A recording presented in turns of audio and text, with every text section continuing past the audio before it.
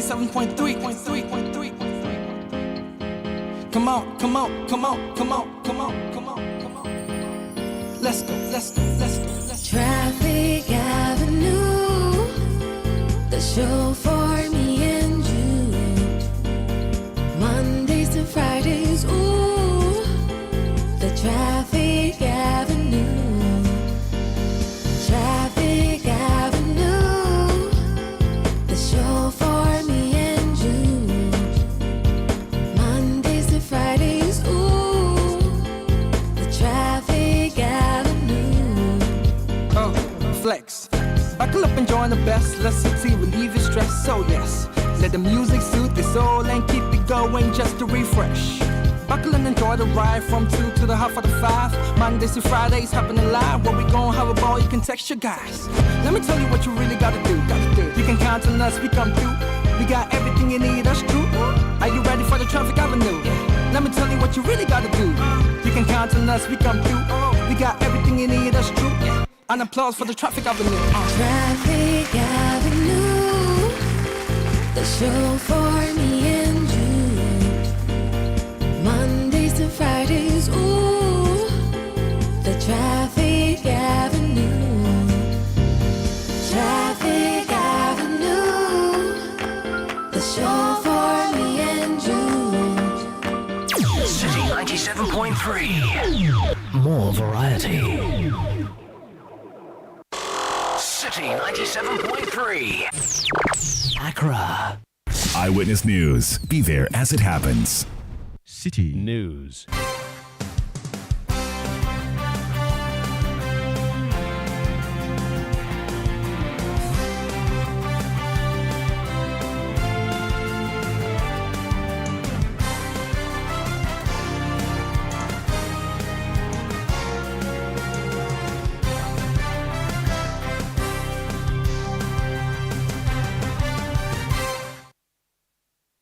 It's 17:30 GMT. This is Eyewitness News on 97.3 Citi FM. I am Umaru Sanda Amadou, and tonight I'm here with Hawa Idrisu Mustafa. And coming up over the next 90 minutes, Deputy Lands and Natural Resources Minister George Mekuduka rejects calls for a blanket ban on small-scale mining in the wake of demands for a state of emergency in the mining sector. Also coming up, opposition NDC locks horns with the Electoral Commission on the call for an audit of the electoral roll. And later on Eyewitness News, Electoral Commission closes filing of nominations today as 19 people file to run for the presidency of the Republic. And later on in business, some commercial banks halt reintroduction of charges of foreign currency accounts. That would be in 50 minutes from now. Eyewitness News is live across Ghana on a number of affiliate stations and across the globe on Newsroom.com. Let me give you a list of stations that bring you this broadcast. On Bugli Radio 88.6 FM in Wa in the Upper West region, in Zuarungo on Wed 88.3 FM in the Upper West region, in the Northern region on Dasuma 99.1 FM in Yendi. Also in the Volta region, we're on Holy 98.5 FM in Aflao. In the Eastern region, we are on Right 90.1 FM in Somanya. Also in the Ashanti region, we are on Orange 107.9 FM in Kumasi. In the Bono region, we are on Greener 95.9 FM in Sunyani. In the Western region, we are on Premier 100.5 FM in Takrady, Sky Power 93.5 FM in Takrady, and Beach 105.5 FM also in Takrady. We are on YouTube. Look for the Citi FM handle there. We are also on Facebook. You can join the conversation by sending messages 0549 986 996. That's the WhatsApp number 0549 986 996. You can also go on Twitter, now known as X, and drop your messages using the hashtag Citi Newsroom. My handle is at Umaru Sanda. You can also send your message to at Citi973, and then the world will get to hear what you think. This is Eyewitness News broadcasting from number 11 Dr. Martin Loop in Adabraka in Accra. We start off with the mining sector, Galamsey to be more specific. It has been in the news for the past few weeks. with a growing demand for the government to impose a state of emergency in the mining areas and also to ensure that there's some sanity in the space. There have been calls for an outright ban of all sorts of mining until we see some relief in the environment. But this call has been rejected by a deputy minister at the Lands and Natural Resources Minister, the Honorable George Mrekuduka. He called on small-scale miners to resist calls for a total ban on all small-scale mining operations. He argued that the sector significantly contributes to Ghana's economic growth and provides employment for many Ghanaians, making such a ban detrimental to the nation's interests. Now, the Deputy Minister, Honorable George Mrekuduka, made the remarks during the commissioning of the Meritresu Community Mining Scheme in the Upper Dentra East Municipality of the Central Region. Let's listen to him. Mining companies are Kessia, Ghana, workers a womb and route 10,000. And so small scale mining sector no kwa efa 1 million Ghanaians. 1 million Ghanaians. Sa 1 million no nipa ba kubia no ohwe nipa. The small scale mining sector contributes no less than 8.4% to Ghana's GDP, playing a significant role in the country's economic growth and providing employment for many young Ghanaians. These individuals support not only themselves but also extended family members, creating a widespread economic impact. Banning mining raises the question of alternative employment opportunities for those involved. Abayin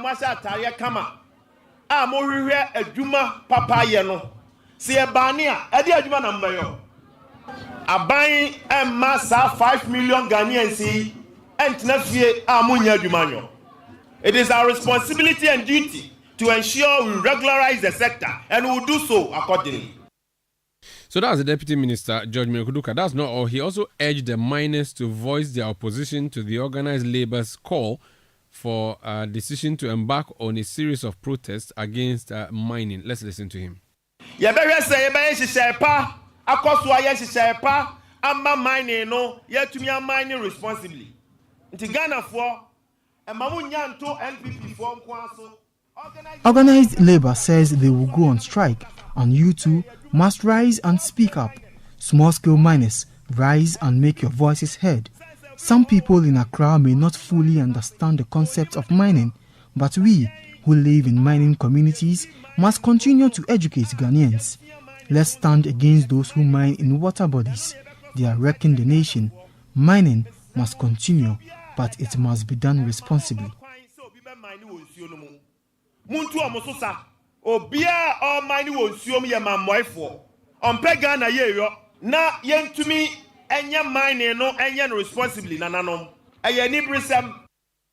So that's Deputy Lands and Natural Resources Minister George Mrekuduka making that statement in the Upper Dentra East Municipality of the Central Region. Now, after that audio emerged, the City Breakfast Show today discussed that issues extensively. Host Caleb Kuda called up Ken Shigbe, Dr. Engineer Ken Shigbe, to ask him. He's the convener of the Media Coalition Against Illegal Mining. To ask him what he makes of the statement made by the Deputy Minister. Listen.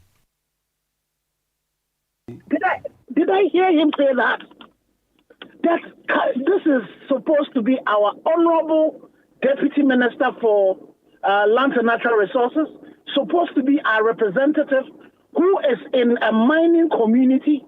This is the same man. I pointed out to him the Heritage Imperial, who had been given an exploratory or license and were involved in an illegality on a TV program.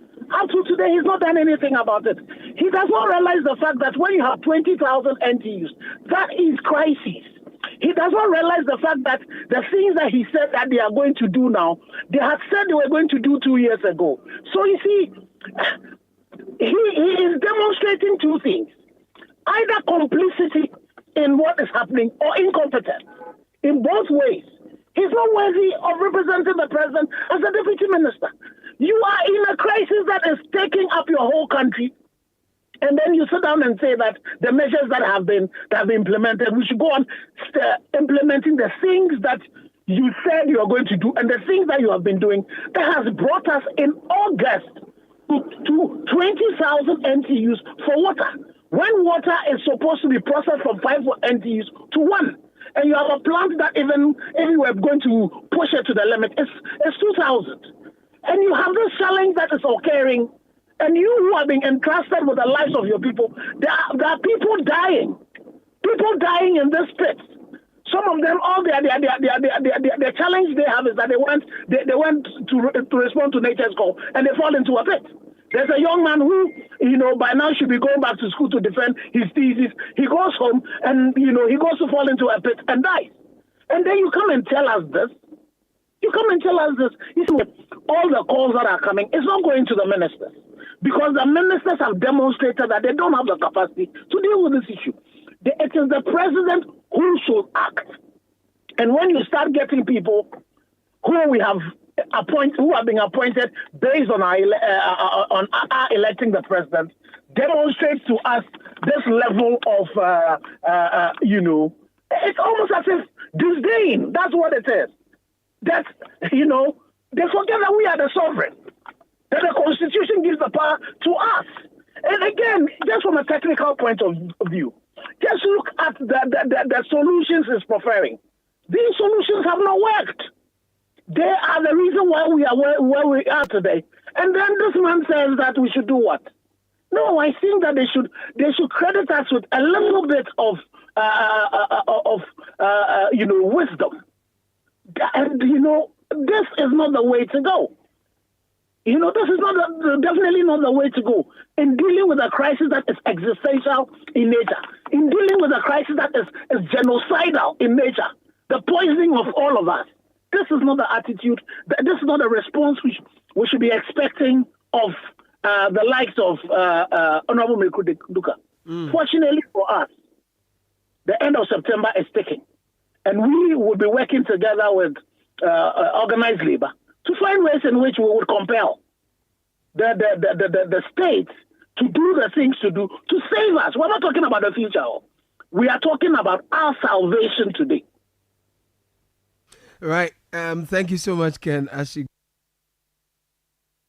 Yes, indeed. So that's Caleb Kuda thanking Dr. Engineer Kenneth Achigbe, who is a convener of the Media Coalition Against Illegal Mining. Now, they were having that conversation this morning on the City Breakfast Show, following that announcement by the Deputy Minister for Lands and Natural Resources, George Mekuduka, that he did not support an outright ban in the mining sector.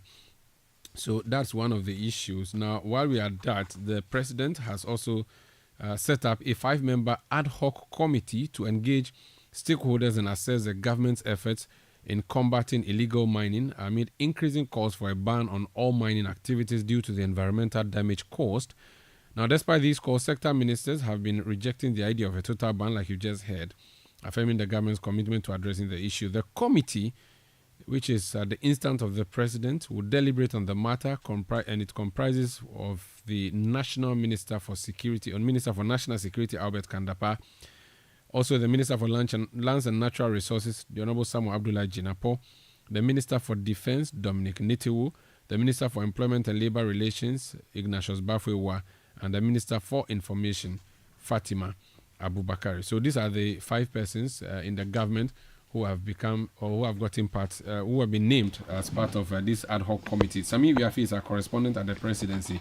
Sami, this issue must have been taken very seriously, considering all the agitations that have been coming up the past few days. And that's why this announcement is coming, right? It comes in after a national security meeting on Wednesday, on the back of what is happening with this, where the president met all security heads of the country, the Ghana forces, the Ghana police and everybody, and then the ministers who are involved with our country's security as well, and regional ministers, I'm told.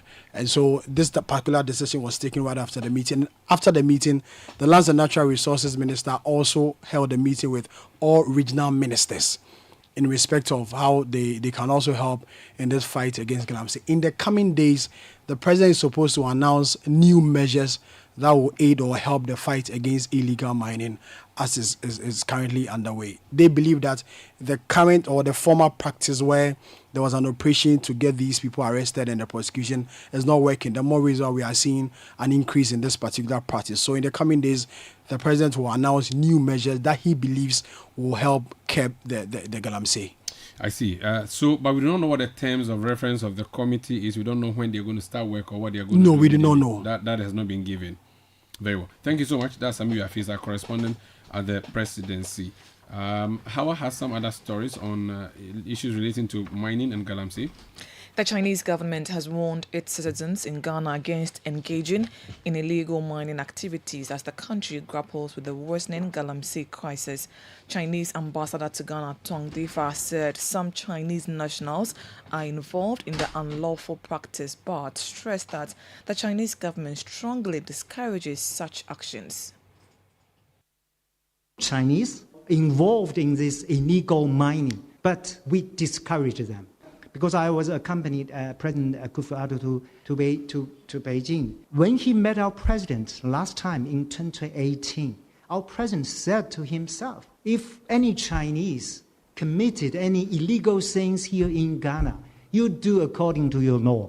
We support you do according to your law. So we discourage Chinese people doing this illegal mining. Actually, you have a lot of regulations, but not all people, even including Ghanaian people, they're not abiding the laws. I think Chinese people, they're only very tiny of them doing this. We had a Chinese ambassador to Ghana, Tong Difa. Eyewitness News. Be there as it happens. Oh, jump on now. Go.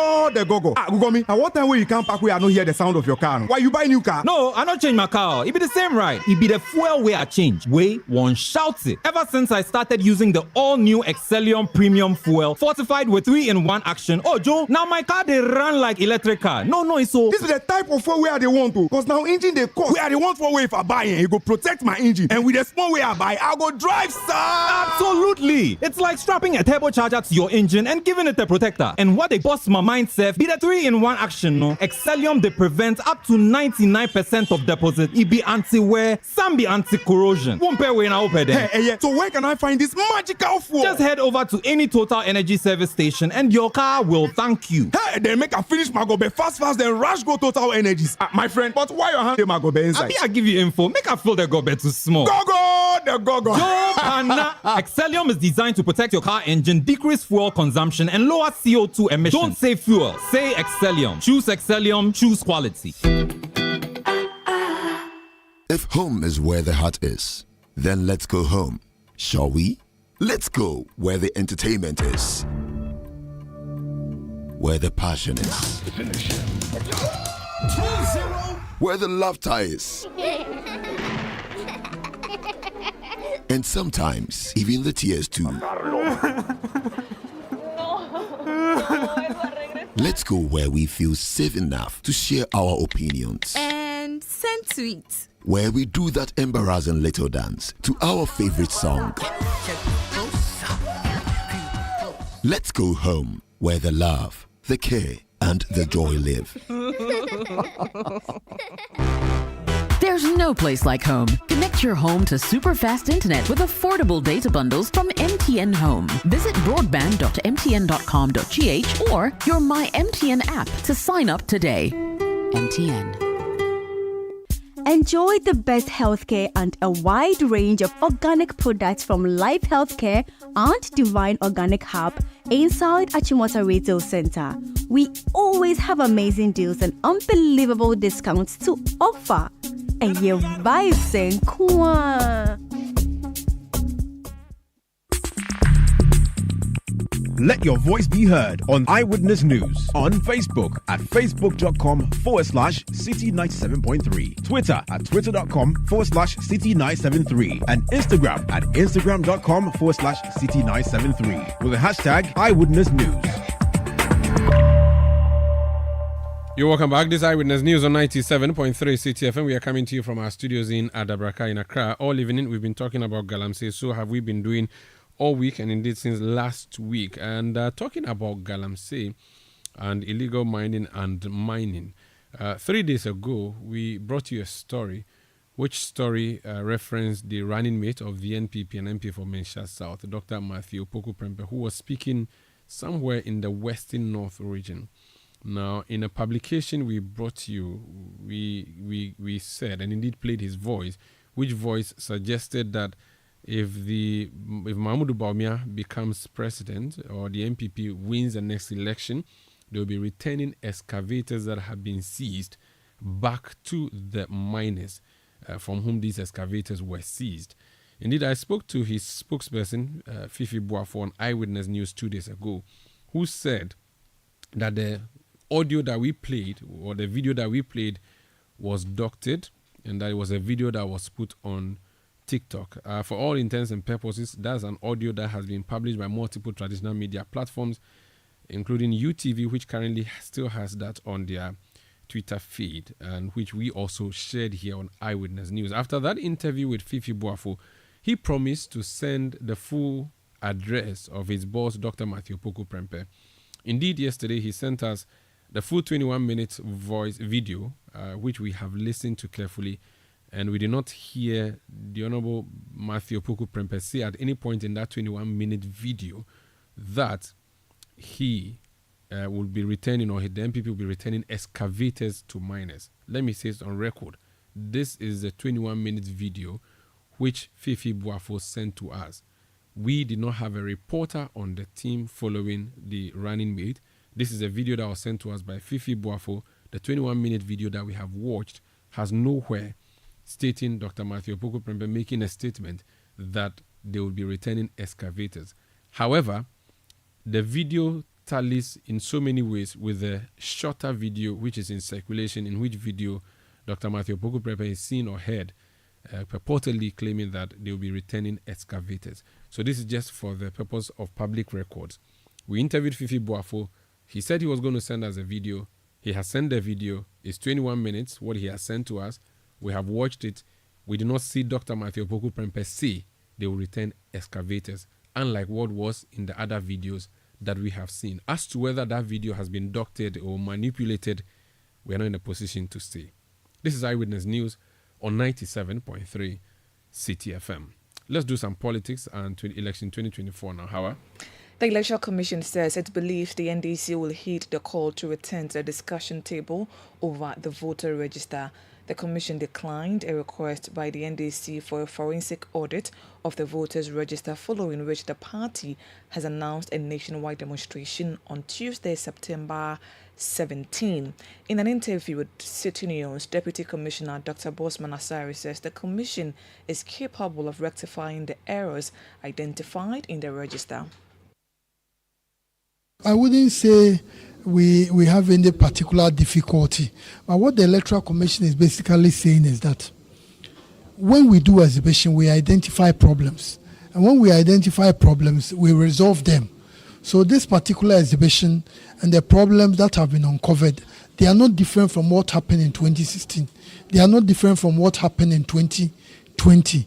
So literally what we are saying is that it's premature to make a call for a forensic audit, largely because this is a routine exercise. When we finish exhibition, we do corrections. So after the exhibition exercise, we have been doing, and currently I can assure you that all the corrections that were identified, the EC has resolved them.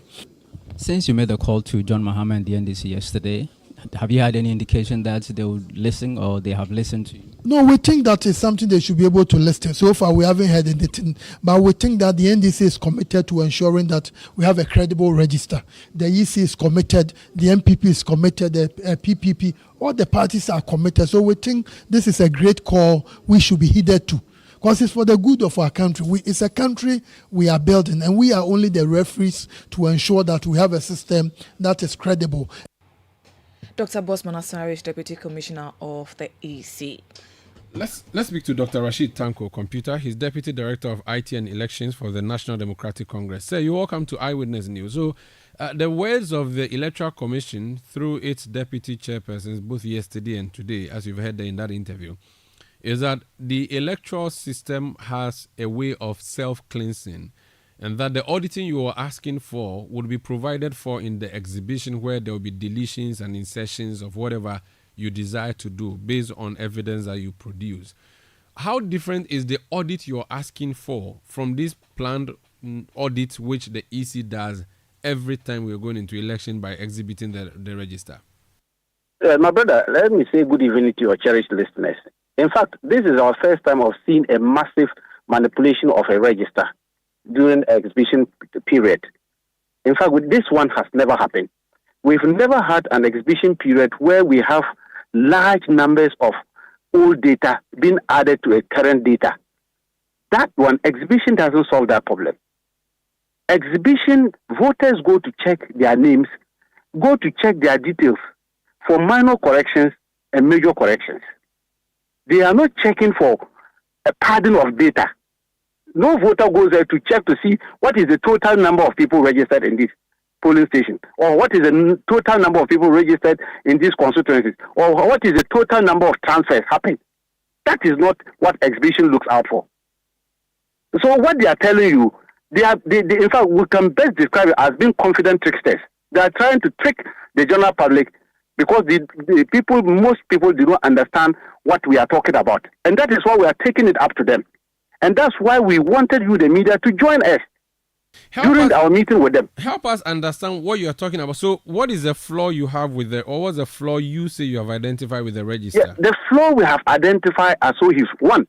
We are saying that we have uncovered 243,000 plus of padded data of old, that is 2020 to 2023 transfers. People who did transfers in 2020 to 2023 register.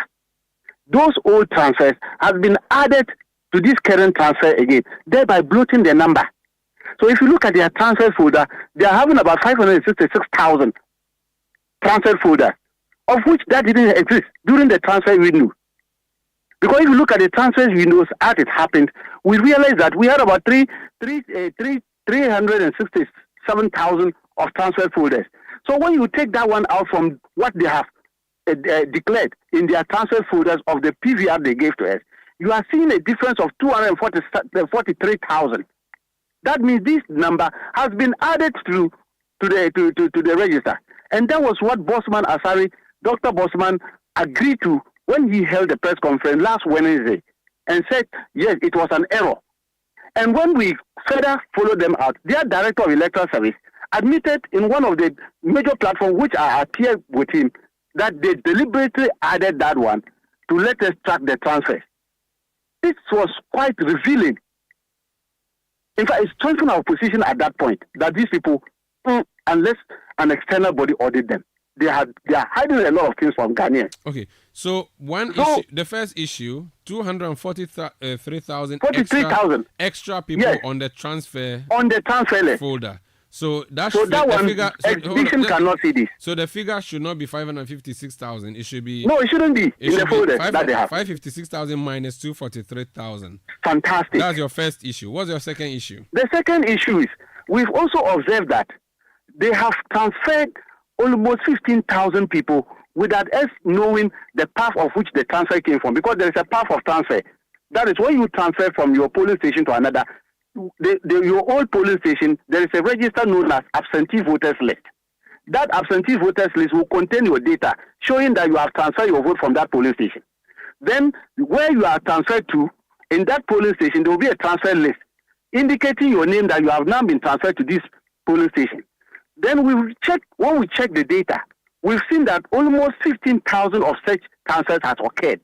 But you can't see any of them in any of the absentee voters across all the data they've given us on absentee voters list and transfers. That is the example of the Pusiga one, where they indicated 38 people from Tamale to Pusiga. That's one example. It means somebody sat somewhere. So in the case of 38 people from Tamale to Pusiga, is it that when you went to the Tamale absentee voters list, you did not see the 38 people, but they have reflected in Pusiga as coming from Tamale? Is that what happened? That is what they did. By doing that, what the indicator is that the people there would not even know that they have transferred them. Actually, they won't know that they have been transferred. They are holding their ID card. They wouldn't know that they have been transferred. It is only on voting day you get to know that you are transferred. Or you had gone for exhibition to check your name, and you see that your name is no more in that polling station. Okay. So we've identified that. Then we've identified another category. Number three, where you have about 3,096 or so data, people whose names were transferred, but inadvertently they want to bring them back again to their old polling station. They were not supposed to transfer them because they didn't apply for any transfer. In bringing them back, they deleted their names from the register. Their names are completely out in the register now. So the EC made a mistake in transferring them. Yes. And now they are asking to be returned, and their names have been removed. They have been removed from the register completely. We demonstrated, and that's why we had issued them when we mentioned one person from Accra whose transfer was moved from his polling station to Tesano police station and put in a special voters register. Then they now remove him again from Tesano police station, reversing him back to his old polling station. His name has inadvertently been removed from the register. When we demonstrated it, the IT consultant sitting down there just entered his laptop and said, "Oh, the gentleman's name is in the register." And we said, "Which register are you referring to?" He said, "Yes, we have done so. His name is there." Then we said, "Okay, which constituency or polling station?" Then he mentioned a polling station in Volta region. Then we said, "Oh, you are." We said it. We said it. You see, we are talking of a register somebody issues here in Accra, which you have manipulated from one polling station to another and reversing it back. Now you are now telling the person lives in Volta region now. It is, everybody was shocked in the hall. That tells us that this EC is having a register which was different from the one they exhibited, and the one given to us was also different. So from there that we told them that, look, it means there is a lot that you people are hiding from us. Because they said they have done solved the problems, most of the issues have been resolved, they have the proper data now. And we said, okay, if you have the proper data, give it to us. Okay. We gave them our external drive. Talk to me about give external us that drive. one. Yes, we gave it to them. And that, give us the resolved one. You say you have now resolved the issues. Give it to us. We will go and look at it with our own data to see whether what you are saying, you have actually resolved all that. And they indicated they will give it to us on Thursday. That was yesterday. They have not given us. But our position was that our issues, we can only resolve it when we have an external body, because we have shown you all the path, all where the problems are coming from. And we indicated it as if we didn't show them all this. And we showed them the software that we use to run on the two registers. If they were mindful and were smart people, they would have gone to use the same software to run to see whether what we are saying is true or not. They can't come and be holding a press conference as if they are a political party and insulting NDC. They did not insult you, did they? Oh, when a statement is made that perhaps this is the first time NDC is interested in registered, don't you know it's an insult? At the time we're running rallies, registers and doing exhibitions and all that, how many of them, those commissioners, were activities? How many of them? Is it not because MPP brought some of them together? That is why they have the audacity to insult the whole political party NDC. That was an insult. When he made a statement that a register had animals and trees in that register, we didn't talk about it. Wasn't that an insult? He, the one who read the press statement yesterday, was a director at the Electoral Commission when the register was compiled to the 16th. So he presided over animals and trees to elect a president for us. That is what he was telling everybody, and he benefited from it. After the election, he was made a commissioner. But was he factually inaccurate, though? Do you not have crazy things in the register before you exhibit and clean it? Is that not a regular thing that should happen, so that if you found animals and trees, then you do the rectification process, which is the revision of the register? He was categorical that there were animals and trees, and NDC did not say anything, did not raise issues about it. He forgot that an 80,000 was being banded by Dr. Baumia around as Togolese in our register. And a 5-man committee was set to look into the matter. That committee, what were they doing? Sanda, were they not investigating the issue of the 80,000? Was that not an audit? Were they not auditing the register to be sure that Togolese are not in our register? But he peddled a falsehood yesterday that our register has never been audited. So we can't allow such a thing, such an insult to be banned by a commission that's supposed to be a neutral body. Very well. So I've taken note of the issues you've raised. 15,000 transferred from unknown polling stations, 243,000 padded data on transfer, 3,900 transferred without their consents and finally having their names deleted, your external drive, which is still with the Electoral Commission and yet to be returned, and the issues of what you feel as insults from the Electoral Commission over the statements that were made yesterday. I take it that these are the key issues. I'm asking this because at 6:30 tonight on Point Blank, I'm hosting the Director of Electoral Services, and I want to put your issues to him. Are these the key issues you have, for which reason you are asking for the auditing, and for which reason you are planning to go on demonstration on 17th? And that's why we are asking for the forensic audit and the re-exhibition. In fact, the re-exhibition of the register that they are saying they have corrected. So after they should re-exhibit the register, because these people, we cannot trust them. Okay, so we cannot trust them holding the data that they can keep it like this up to December 7th. That register should be re-exhibited so that the whole country, everybody will now be satisfied that this register is now correct data. When you talk about independent forensic audits, the assumption is that you want an institution to go into the register and check all these things you have raised, and that you'll be satisfied after that, and then the exhibition would happen. That would give you satisfaction as a political party and a stakeholder. Standard, that is what we are just calling for. Very well. Simple as that. However, we are saying that Justice Club did it for Electoral Commission in 2016. And it satisfied the NPP. Okay. They were okay and went ahead and won election. Okay. Was that not an independent body? However, you are planning to go on your demonstration regardless. Yes, as we speak now, even at Black Kumaway, we are sensitizing the people. The reason why they should come and join the demonstration, to have a massive turnout on Tuesday. We are all over the place. This is a demonstration you're planning nationwide. Are you sure this is going to be a popular demonstration so that if people see you on the street, they would understand what you are demonstrating? If you're demonstrating against e-levy, yeah, you can explain that. If you're demonstrating against high cost of living, yeah, you can explain that. But are you really sure that you can explain to the people who see you demonstrating that you're demonstrating because you're asking for an audit of the electoral roll? Is that something that you can easily explain? Is it an easy demonstration, you sure? Sanda, the people that we are demonstrating for them to know, most of them are feeling the issues because there are people whose names have been removed from the register, whose names have been transferred illegally. As I speak now, I've been in our data. Look, voter registration, they just send their data. 40-page data. Names that they have removed from the register and put in exception list, multiple list. From the voter region, 40-page. 40-page. And I'm saying that they are the people who are feeling it. Maybe, Sandra, you are lucky your name has not been removed from the register or transferred illegal without your knowledge. I have not gone to check yet. Then I can assure you, Sandra, be very careful with your voter ID card.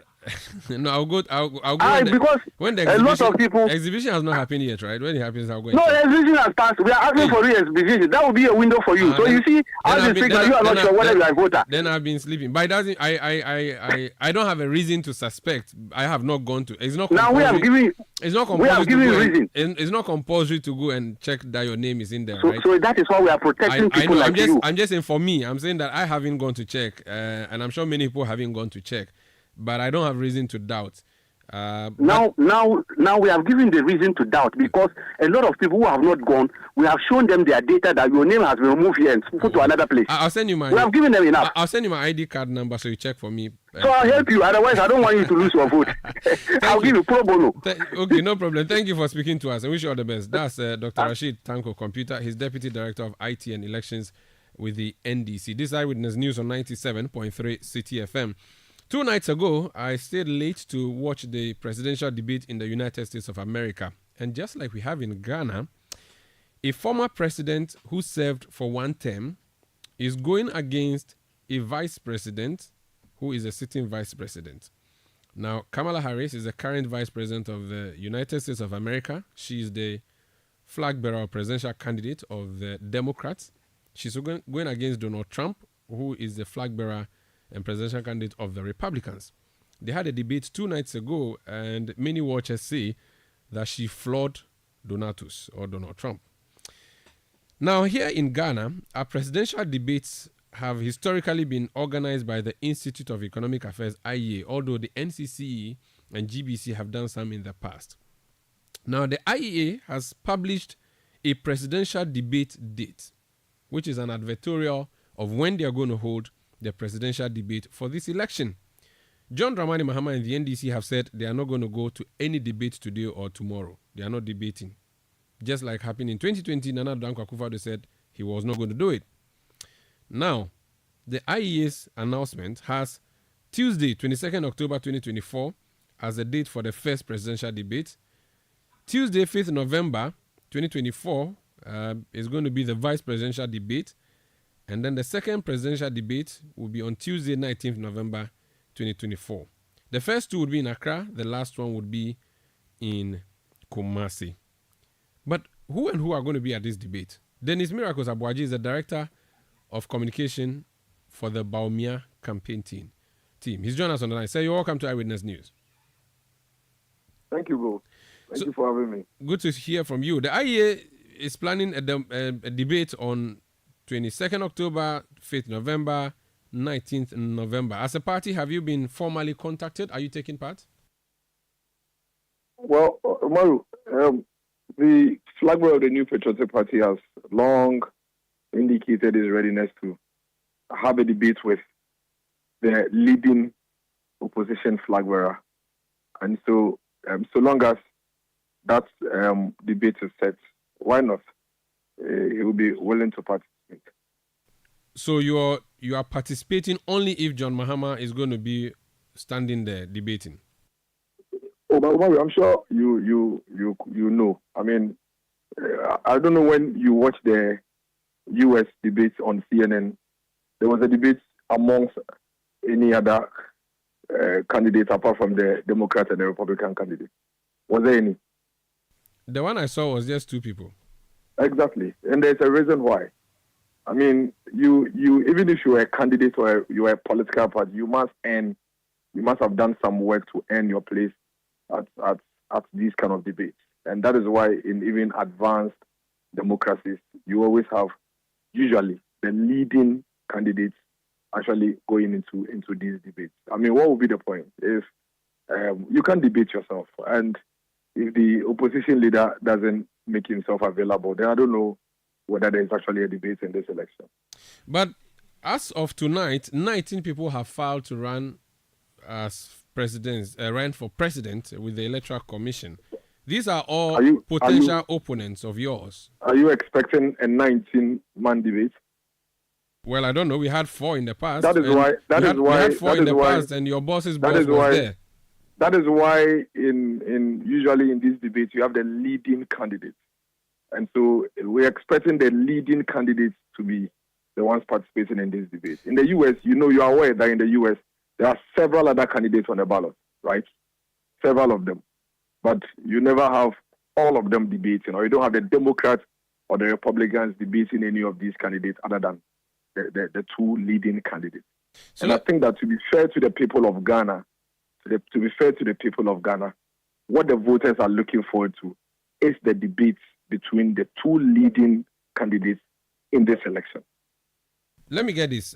Has the IEA formally written to you asking for your permission or asking you to partake in the debate? And what has been your response to them? Did your response say that if JM is not coming, we are not coming? No, we haven't received that formal notification yet. But, I mean, we all know that the IEA has been the one organizing these debates, and we would not have any objection to that if our leading opponent is present in that debate.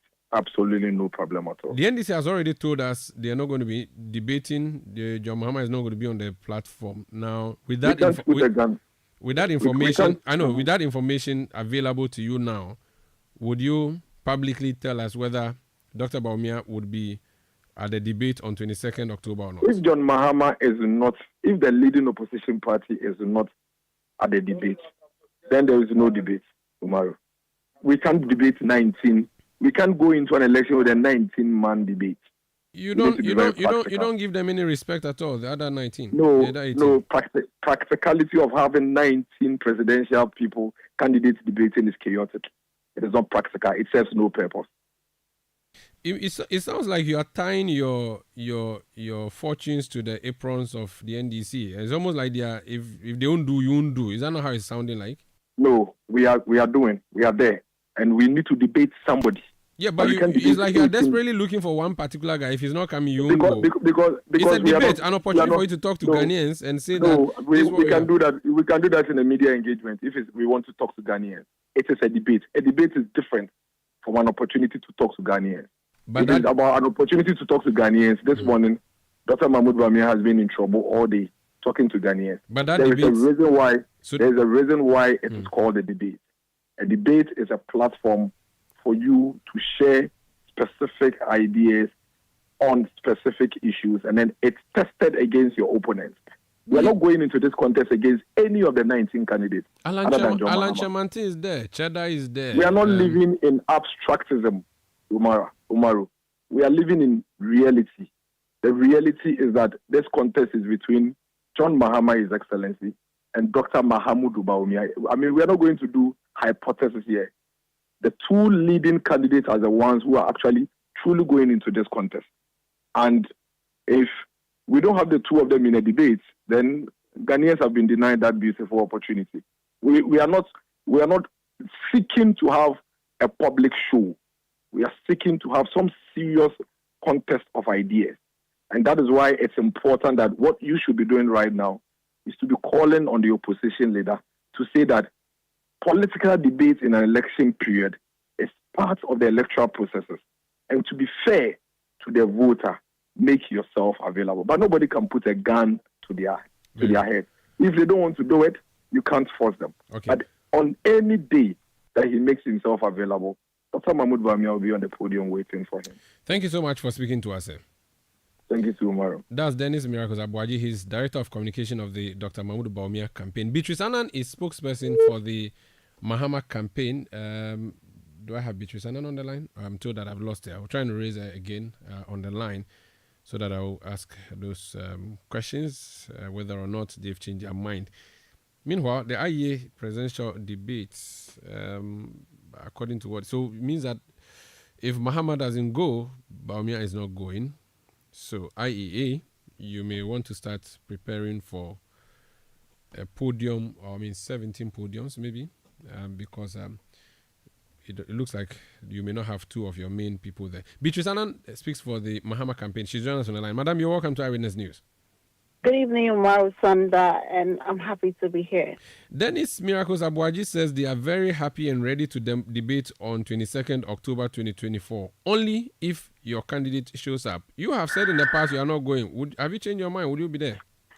I listened to Miracle. I've been laughing very hard, and I don't even know what to say. But before I address some of the things he said, I want to put it on record that the NDC would not participate in any debate to be organized by the IEA. That has been our official position. Beatrice, your line is not good enough. Could you repeat what you said, maybe at a better place? I'm not really hearing you. Can you hear me now? Yes, please. You wanted to put something on record. So I'm saying that let the record reflect that the NDC and President John Mahama will not participate in any debate to be organized by the IEA. That was the position, and that position has not changed. And so we will not participate. But why? Is it because of the organizer or the person you'll be meeting on the stage? Are you afraid of Dr. Bawumia, or you are not trusting the IEA? It's got nothing to do with the organizers. I think that the NDC has participated, specifically even President Mahama, then as candidate Mahama, participated in the IEA debate in 2012. I think politics of principle must matter to us as a people. And constantly, if you have a candidate who keeps flip-flopping on positions which must be of national interest to everybody, Umaru, you and I, as well as every Ghanaian, should be worried. If you will vividly recall, in the run-up to the 2020 election, the NDC, as part of a democratic process, recognizing that debates could enrich the democratic process, called for a debate or indicated that we were willing to debate if there was one. Dr. Baumia consistently said that President Mahama should debate the market woman, should debate the trotro driver, should debate, and gave, plethora of examples of the people President Mahama could debate. And at the time he was making this invitation, a gallon of fuel was, let's say, around 18 cedis. Today, we are buying the same gallon of fuel for over 75 cedis. What about his position? Less than 4 years down the line has changed. That they need President Mahama so badly to debate. Recently, the vice president was offered an opportunity to speak to the people of Ghana. Umaru, what is holding the Ghanaian economy today is the cocoa sector. Take cocoa out of the economy, and we will practically have no economy to talk about. He indicated that he had no knowledge about the fact that Cocoa Board had collapsed and they could not raise a single dollar when they sought to do syndication on the international market. So the question I ask is that, what would he be debating as the head of the economic management team and the flag bearer of the NPP if he has no knowledge about Cocoa Board? He has no knowledge about the tenets and the foundation of the economy. This is a man who said that if he solved all the challenges today, what will he do tomorrow when he comes to power? What exactly would he be telling the Ghanaian people in that debate? That, you know what, I'm not able to solve your challenges. And so even though we are having a debate, you listen to me as a matter of idea or formality, and then when I come to power, I'll do something. I think that we in the NDC recognize that governance is a serious business. It is not a joke. It is not subject to the whims and caprices of someone who thinks that if my campaign is falling, I need a debate to be throwing jabs. Okay. I think we recognize that our nation is at a place where it's never been before. And maybe the talk is enough. Okay. Maybe we should all be acting. And that is what the NDC has been doing. We have a schedule. We are going around. We are speaking to the Ghanaian people. We were on the Building Ghana tour. We interacted with different people. We are still doing it this evening as I speak to you.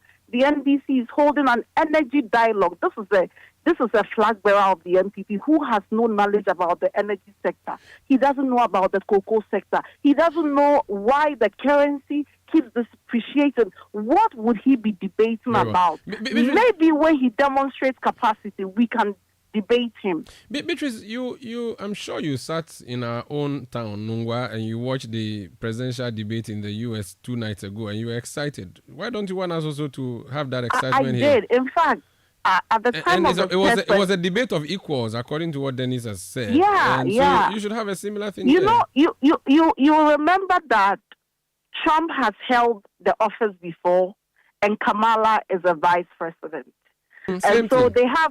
Yeah, so they have what resemblance. Did you ever hear Kamala some time back say that debate was irrelevant, and because she wants to be president today, she's then subjecting herself to a debate? I think that the system and every political system must make way for consistency. Politics of principle must matter. It must matter to our leaders what it means to be honest and integrity. The NDC would not share a platform with a politician who is not principled, that the words of yesterday mean nothing to him today as long as he will win votes. I think that the NDC recognizes that we have a bigger work ahead. And you know, Umar, finally, let me say, we cannot be so sure that when we debate Dr. Baumia today, he will come back tomorrow and say all the words he spoke on the IEA platforms are jokes. I mean, on his campaign, he keeps coming back to say, I was joking on this, I was joking on that. For us, I think we are focused. More than ever, we have a lot of goodwill with the Ghanaian people. Very well. And we will not mar that goodwill with this Thank debate. you. Thank you so much for speaking to us. That's Beatrice Anna. She speaks for the Mahama campaign. This is Eyewitness News on 97.3 Citi FM. The EC today closed the nominations. However, what happened? The presidential candidate of the People's National Convention, Bernard Mona, along with independent aspirant Desmond Abrifa, have officially filed their nomination forms for the upcoming December elections.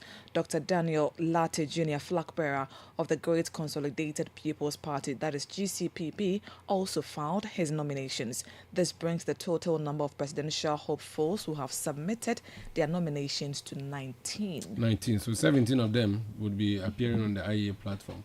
Because the way things are going there, if Mahama won't go, Bawumia will not go. And Mahama is not going.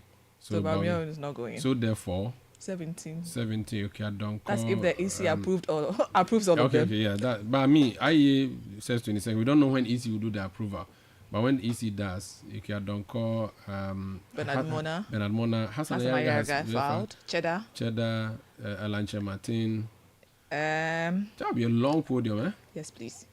Maybe they should do part 1, presidential debate part 1 and 2. There's one in October. No, the one in October is a presidential debate first. Yes, so that's the first one. Yes, then there'll be a second one for vice presidential debate. Yes, and there's another. And then the third one is in Kumasi, that's presidential yes, debate. Please. So it will be the same. Maybe they'll do it 1 and 2. No, 1 and 3.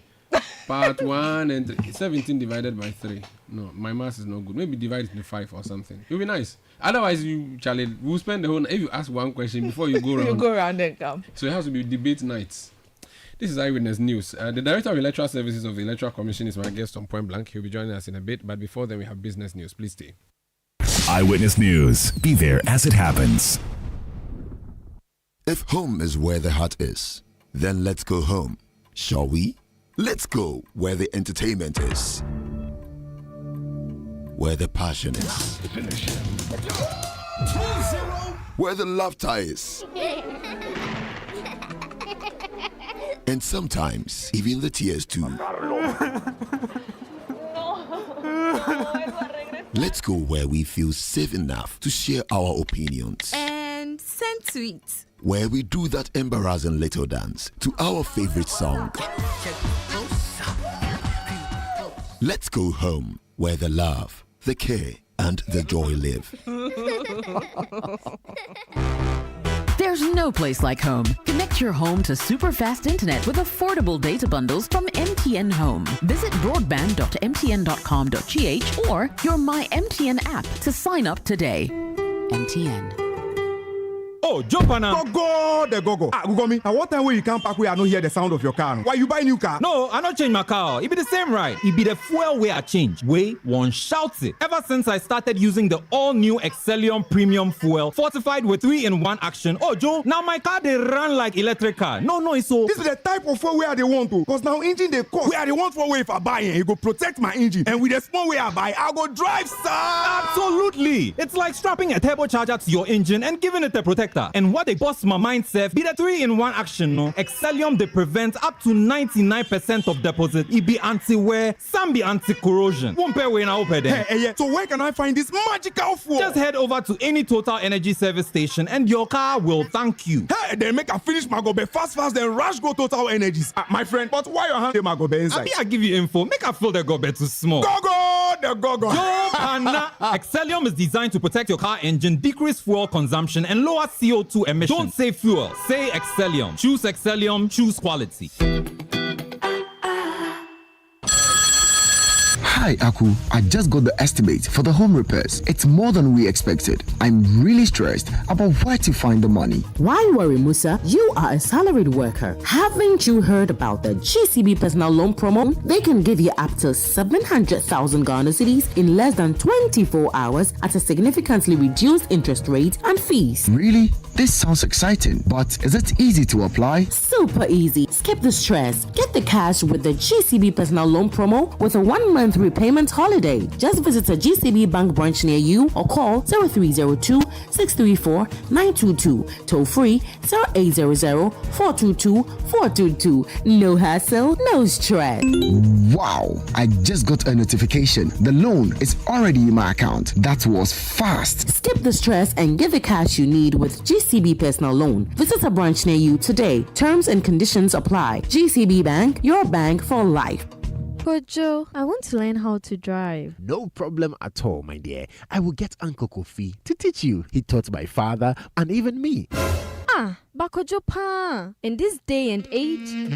Don't take chances when it comes to learning how to drive. Your best bet is Freight Masters Driving Institute. Freight Masters Driving Institute has qualified instructors who are dedicated to equipping you with the right skills for the road. Locate our office at Tema Community 5, adjacent Golden Chopsticks, or Tema Community 25 on the Deftraco Estate Road, Asaleboche, in the same building with Fidelity Bank, Westland, Hatchhold, opposite Starbite Shell Filling Station, or on the Spintex Road, Aviation Highway Hydrophone Estate. Call us on 0303 973 388 or 0267 266 211. Visit our website www.freightmastersdriving.com. Freight Masters Driving Institute. Defensive driving with the right skills.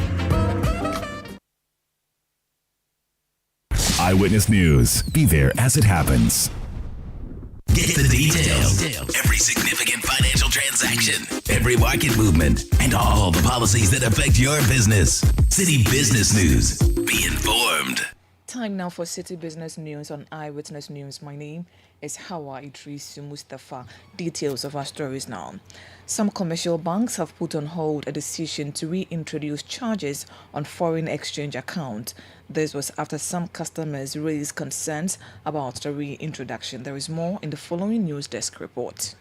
The decision to halt the reintroduction of charges on foreign currency accounts by banks follows concerns raised by some customers. What CNR Business has gathered is that some of these banks have already communicated the decision via text message and email informing clients of their decision to put on hold the reintroduction for a review. It further indicated that customers will be notified on the outcome of the review process. It will be recalled that earlier last week, some commercial banks began reintroducing charges on foreign currency accounts after they previously suspended these fees under regulatory pressure. The fees varied based on currency type and account balance, with some charges reaching up to $20. These charges were in addition to the existing 3% charge on withdrawals. This decision by the banks forms part of a broader measure rolled out by the Bank of Ghana to increase the cash reserve ratio, which now mandates banks to hold a higher portion of foreign exchange reserves in cedis. This regulatory directive by the central bank has imposed significant costs on banks who have no option but to charge some of these expenses on funds of depositors. That was a News Desk report. Director General of the State Interest and Governance Authority, that is SIGA, John Boydu, has called for a gradual reduction of state-controlled of state-owned enterprises. According to him, this approach would foster competitiveness in appointment to the board of these entities and ensure value for money in the investment made in SOEs. John Boydu spoke to the media on the sidelines of a 16-member delegation led by the Namibian Ministry of Finance and Public Enterprises on the sidelines of a working visit to Ghana to benchmark with SIGA and its affiliated institutions. In as much as we try to exploit resources today, we must always remember that these resources is for all of us and for generations unborn. So we must protect the environment. So all are parts of what we are doing. That I think that we are on the right path. But we've not gotten there yet. We want a situation where government interest in state-owned enterprises will reduce to less than 30%. Government control in terms of appointment of boards and CEOs will reduce to zero. The only reason why one will be on the board was to meet a set criteria that is required, the set skills that is required for one to turn those businesses around. So it wouldn't matter whether you are MPP, QPP, ZY and all that, so that we can get the value worth of the amount of money we spend in running these businesses. John Boydu is Director General of the State Interest and Governance Authority. Meanwhile, the delegation led by Executive Director at the Department of Public Enterprises under the Ministry of Finance and Public Enterprises of Namibia, Louis Shinwamene, called for deepened collaboration between SIGA and Namibia for mutual benefit as the latter seeks to reform its economy. The story of SIGA has inspired us, and that is the reason why we are here. That's the reason why we want to engage SIGA. We have heard of their great strive in ensuring that when they were created, there were almost like 106 companies that were not even complying to audited financial statements, and within 1 year, 80% to 90% of them has able to comply. So we look forward to engage the Ghana companies and SIGA, but in particular also we are here also to look for business opportunity for our state companies, because Namibia is open for business, Namibia is open for investment. So we want to invite Ghana's businesses. I have come here with a tourism company, which is also a state company, where we want Ghanaian to be making more of their journeys to the beautiful Namibia. Instead of going to the America and the Britons, please come to Namibia. Louis Shuamene is Executive Director at the Department of Public Enterprises under the Ministry of Finance and Public Enterprises of Namibia. In a bid to enhance mortgage services and provide a range of housing solutions from high-end to affordable units, Societe Generale Ghana has launched its new mortgage product, the SG Ghana Home Suite Loan. Speaking at the launch, Managing Director Hakeem Uzani emphasized that the loan aims to help Ghanaians achieve their dream of home ownership through flexible and competitive options. The new SG Ghana Home Suite Loan is uniquely designed to address the evolving needs of our customers in today's dynamic real estate market. Whether you are purchasing a new home, opting for equity release or an existing property, or constructing your own home or house, our mortgage solution provides flexible and competitive options tailored to meet your individual needs. We understand that every customer financial situation is different and particular, and so we offer a range of home ownership options with flexible repayment terms, allowing you to choose the option that best suits your financial goals. That was the Managing Director of Societe Generale Ghana, Hakeem Uzani. Now, President of the Ghana Real Estate Developers Association, Patrick Ebo Bonfo, also expressed support for the initiative. Despite the encouraging signs of growth of home mortgage financing in Ghana, there are still challenges that require urgent resolution.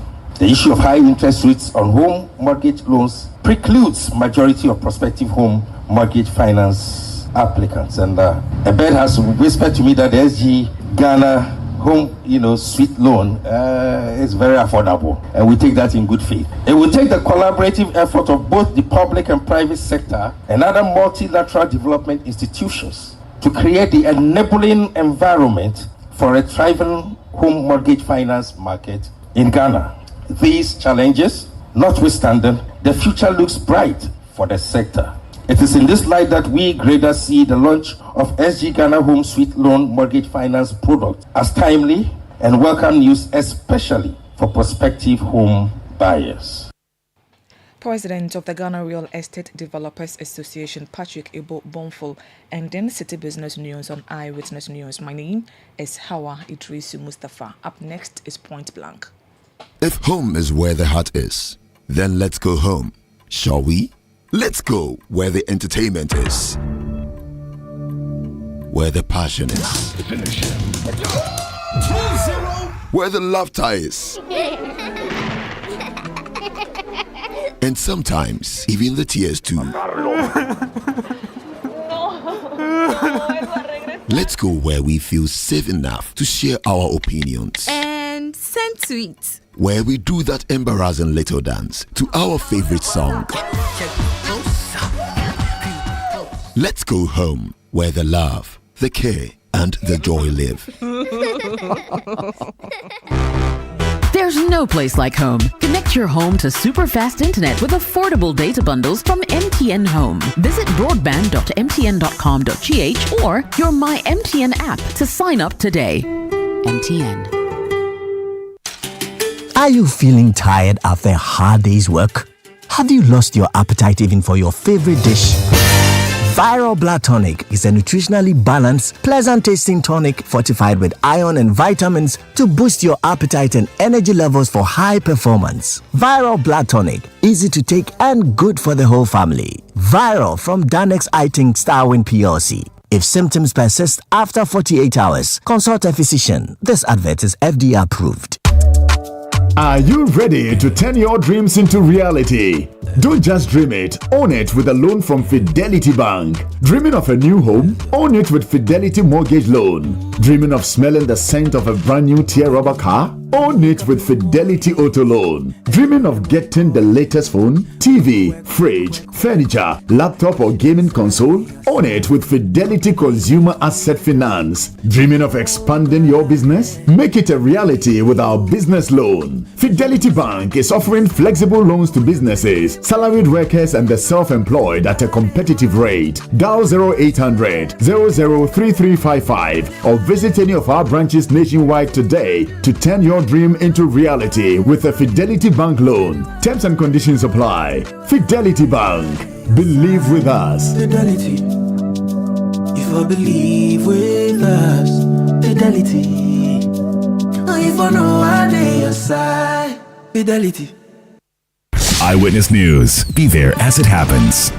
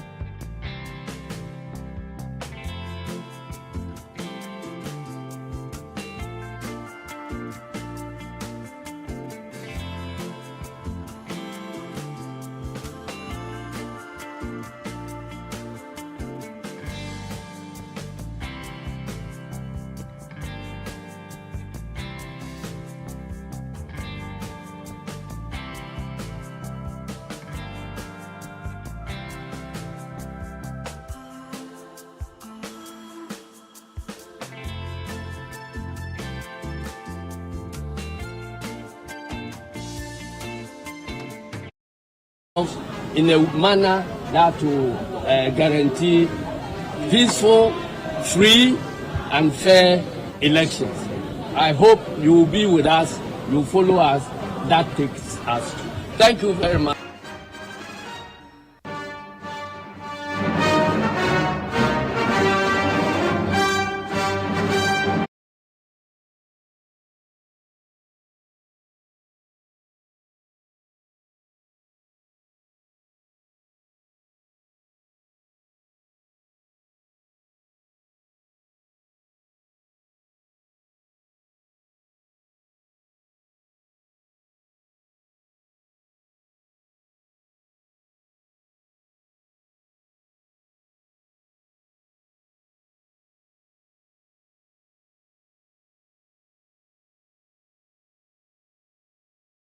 Voters register is the discussion table, not on the streets.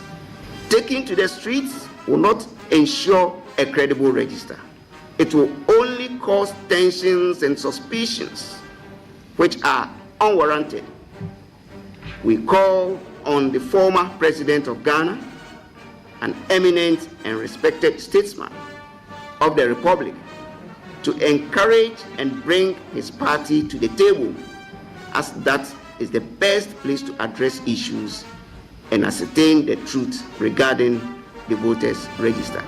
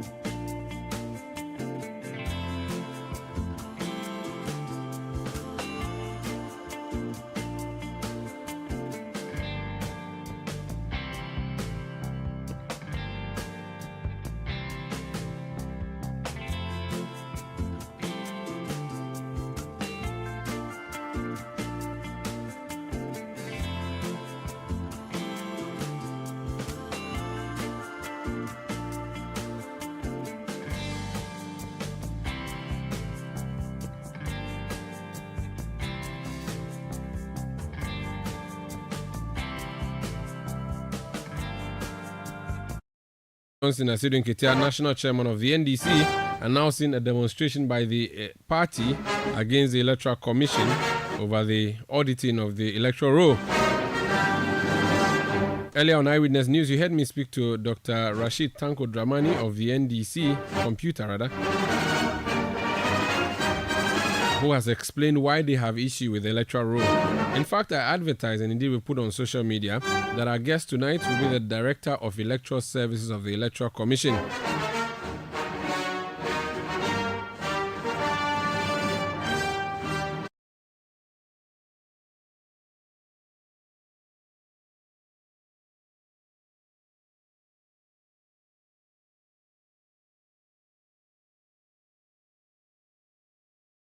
The Electoral Commission in studio for Point Blank. He's not here, but we have him on the phone. Let's speak to him. Mr. Bill, you're welcome to Eyewitness News. Thank you for having me. You were supposed to be in my studio 15 minutes ago. Yeah, it's the traffic. We are even still stuck in the traffic. Very well. We can try and make the best out of it as we can on the telephone. So we are going to talk about the electoral register. But first of all, as Director of Electoral Services, it's not a new role, but what do you do? How different is it? And what other directors do we have with the Electoral Commission? Just to have a quick understanding before we proceed. Thank you very much. The Electoral Commission as an institution has put structures in place, administrative structures, to ensure that work is done in a very professional manner. So at the head office, we have Director for Electoral Services, who is in charge of elections. We have Director of Training, who is in charge of training activities. We have the Finance Director, who takes care of our finances. We have the Research Director, Research and Monitoring. And then we have the Human Resource Director. We also have the IT Director. Very well. So the issue we are going to talk about tonight is under your directorship or your directorate. It has to do with the electoral register. The NDC makes the point that the electoral register is flawed and that beyond the exhibition, there is a need for an independent audit. Before you came on the show, I spoke to the Director of Elections of the NDC, who gave me a number of issues. And I'm going to list them one by one and ask you to respond to them. The first one, he talks about padded data of transfer from the old. He says that the official figure you have for the transfer is 556,000, which is the current transfer folder. But there are some 243,000 people whose transfer happened some years back. They ought not to be on that list. How come they are on that list? Thank you very much. Electoral Commission, our goal is to ensure successful elections. And therefore, anything we do, we are guided by that. The voters register. If you have a clean voters register, you have chalked more than 60% of the success you require towards ensuring successful elections. And so we do not leave any stone unturned when we are dealing with the voters register. We just finished with the limited voters registration. We went into the exhibition. The purpose of the exhibition is to correct any anomaly in the register. Let me come to the transfers. Previously, we did not have any file. All of us were dumped into one file in the system. This time round, we are giving a file to each voter so that we can critically trace the movement of voters. And in doing that, we printed from 2020 all the transfer voters, the transfers that have taken place for each polling station. The head southwest on Hill Alignment Highway toward apart from the transfer, the absent voters were also printed from 2020. We did that to know, to identify the movement of each voter. And as I indicated, we have a file for each voter. And so the transfer the list that we provided, it involves transfer made in 2020, made in 2023, and 2024. But would let me land on this. Okay. We told the NDC that we have these categories of transfer there. If you want the 2024, we can disaggregate it and give it to you. But for administrative purposes, that is what we did. And let me tell you, we use the voters register to vote, not the transfer list. It is the voters register that we use to vote, and not the transfer list or the absent voters list. What we did was to help us track the movement of the voters. That is how it came to be. Okay, but can someone who transferred their vote in 2020 still rely on that transfer for 2024? No, you can't. So what's the use of you having that on the list then?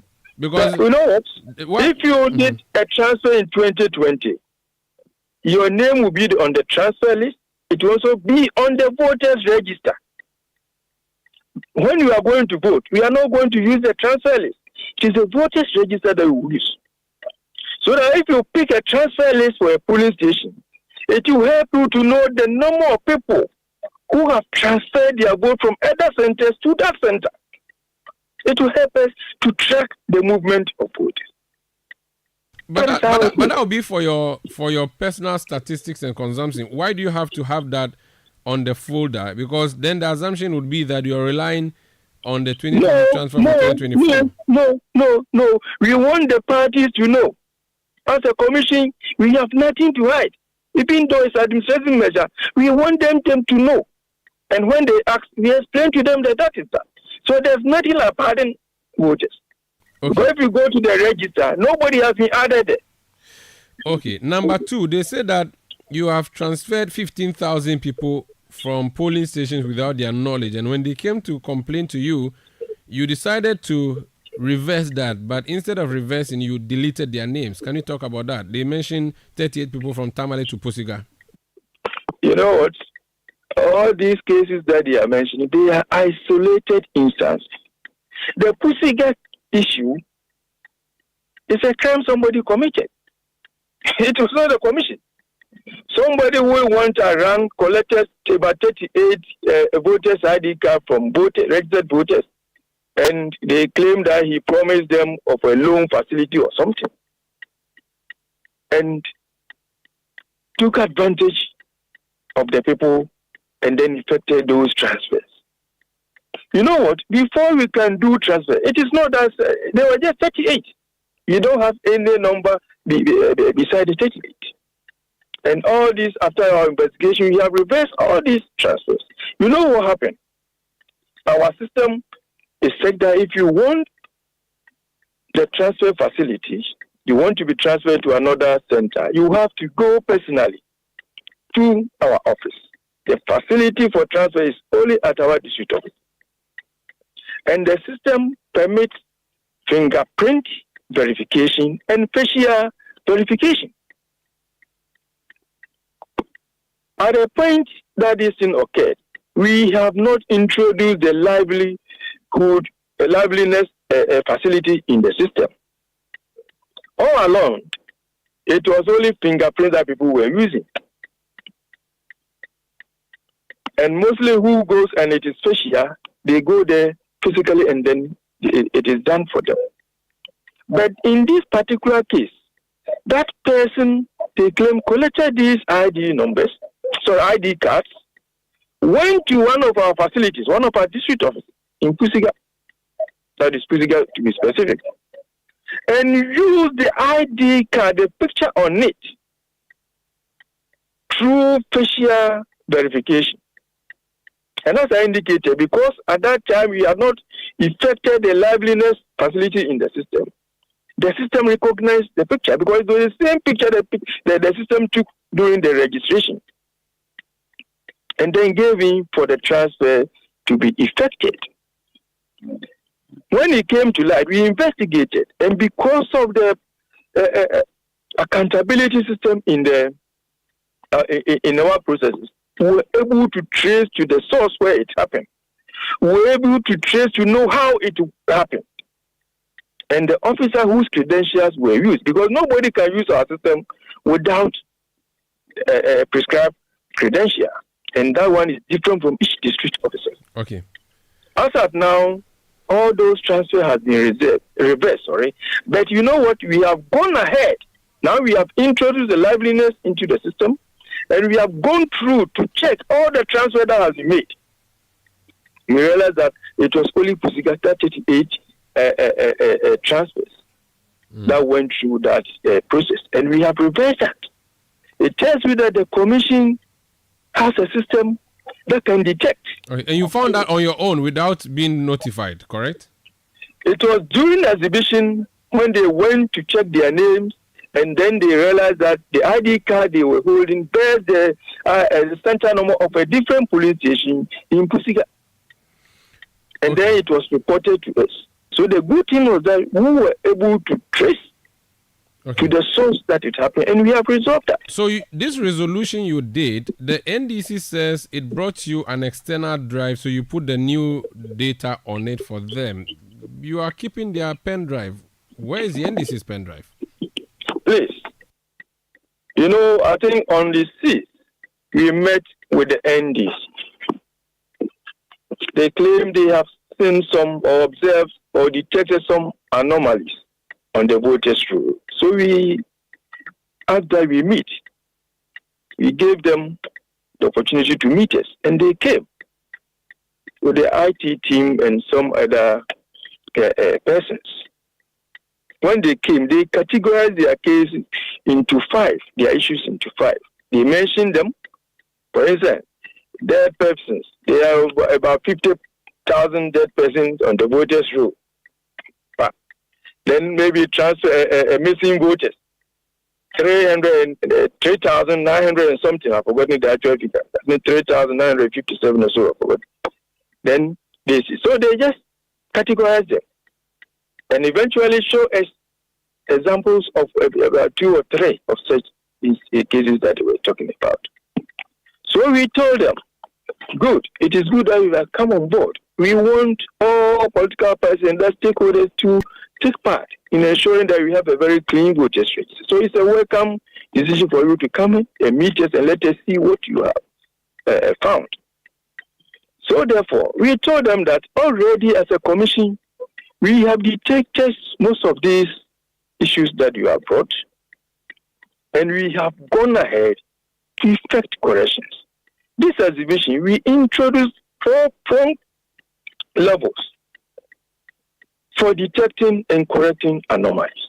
Previously, it was only the registered voter who had to go to the center and check his name or her name, and if there's anything wrong, they will ask for correction. Mr. Barnaby, because of time, I just want to get a quick answer from you. So, did you receive the NDC's drive? When are you going to give it to them? You said you were going to give it to them yesterday. You have not. When will you give it to them? Please. They came to us, and then after they have demonstrated, we asked them for them to give us that document. Those that they say they have seen, so that we will go through, investigate, and if it's not correct, we will do that. And when we finish, we will give what we have done, the new, the effect that the correction that we will give it to them.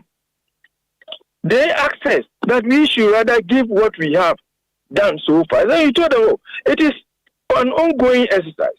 So let them give us this. We add it to what we are doing, and then when we finish, we give them the whole database. And they said you give that to them yesterday. Did you say that? No. Please. No, let me finish. They said no. I don't have time. I don't have Mr. Bano. Respectfully, I don't have time. So I want us to just quickly get this done. They said they brought the pen drive, the storage facility. So that they were initially asking us to give what we have done so far. Then we told them that let us finish everything, then we give it to you. But they said they were going to bring to us what they have found in the evening. You should expect it. And never came. So we were waiting for them to bring it so that we work on it and then give together with what we have done to them. on the pen drive that they left with us. We are not doing anything with it. If they need it, they can come for it. Okay, that's fine. Lastly, they feel insulted by your press conference last night. They say that what you said about in the past there were animals and trees on the register, NDC for the first time is interested in the register. They feel insulted. Would you apologize for that? You know what? We did not say that to indict any party or anybody. We said that to let the world know that this is not the first time that a correction is being done on the voters' roll during exhibition. And then in 2016, the register that we exhibited, there were instances where the photos of people were not the normal human beings' pictures. Yet, we were able to correct it during the exhibition. So it's not an insult. We use it as an example. Very well. Mr. Banabio, just out of curiosity and for education, would there be another exhibition before the elections? Commission has not decided that. But based on your calendar, is that part of the plan? It is not part of the plan. Very well. Thank you so much for speaking to us. You are welcome. That's Benjamin Banobio. He's Director of Electoral Services at the Electoral Commission, ending tonight's edition of Eyewitness News and for that matter, this week. My name is Umaru Sanda Amado. I did this with Hawa Idrisu throughout the week. Production by Kobina Wilson, Beverly London, and Sami Wiafi. Desmonyako supported us on the technical side of things tonight, and Edwin Kwakofi was on the new media side of things. If you want more news and current affairs, tune in to Channel 1 TV at 8 p.m. tonight. We have the CNR, Channel 1 Newsroom, coming up at 8 p.m. You want to watch that. Also, you can tune to The Big Issue tomorrow at 9 o'clock on Channel 1 TV and Citi FM with Salom Kojo, I don't know, for the analysis of the big stories of the week. Meanwhile, up next, we're going to bring you Sports Panorama, the most listened to sports program in Ghana. Have a great weekend. See you on Monday, inshallah. Good night.